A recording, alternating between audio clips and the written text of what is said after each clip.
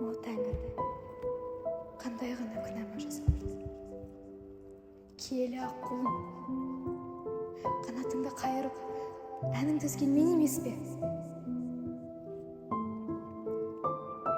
Мен сол қасиетке қайырымсыз қол созған қара бетпін.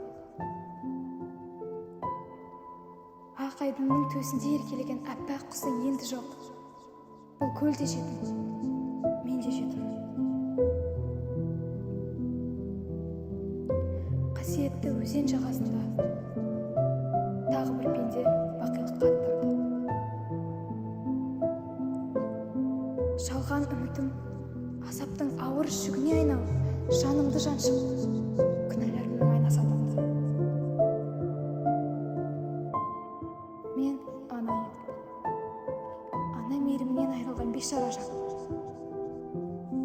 Аққумен ышықта деген жалған үмітке еріп ағаттыққа бардым. Мен өз ұлым үшін деп сендерді құрбан еттім, бірақ енді бәрі бекер болды. Ұлым да жоқ, сендер де жоқ. Жетім көлдің тағдыры менің тағдырым мойнымда. Жаратқанға қарсылығым ба, әлде ұлымды құтқарам деп өзімді құрдымға жіберген сорлы қылығым ба? Білмеймін. Аққуды атқан оңбайды деп үлкендер айтушы еді. Мен мұны білетін, бірақ ана жүрегінің үміті бәрін ұмыттырады екен. Ол қазылар сәтсе, жаным мың бөлініп, санама сан ой келді.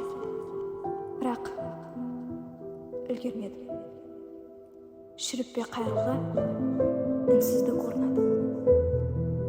Сол сәттен бастап тыныштық жанымды жаншыды.